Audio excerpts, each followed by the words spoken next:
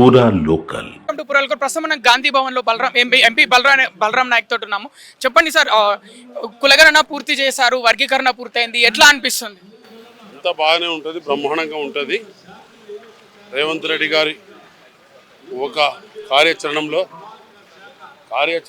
బాగానే జరుగుతుంది. కులగణన బ్రహ్మాండంగా భారతదేశంలో ఎవరు చేయని ఒక ప్రయత్నం భాగంగా చేసి బీసీలకు కానీ కులగణన చేసి ఈ రాష్ట్రానికి దేశానికి ముందుకు తీసుకుపోవాలనే ఒక ఆలోచన విధానాన్ని ప్రవేశపెట్టిన గౌరవనీయుల ముఖ్యమంత్రి గారికి ధన్యవాదాలు. అలాగే ఎర్రబెల్లి దయాకర్ రావు నిన్న సభలో ఒక విషయం చెప్పాడు. 25 మంది కాంగ్రెస్ ఎమ్మెల్యేలు అసమ్మతిగా ఉన్నారు, 6 నెలల్లో ప్రభుత్వం కూలిపోబోతుంది అంటూ వ్యాఖ్యలు చేశారు.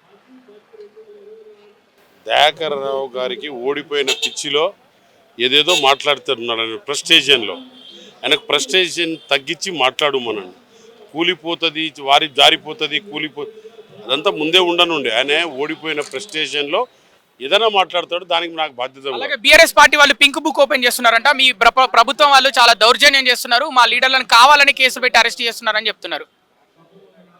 వాళ్ళకు పని లేని మాటలు చేస్తుంటే వాళ్ళు పని లేని పనులు చేస్తూ ఉంటే గట్టే ఉంటుంది.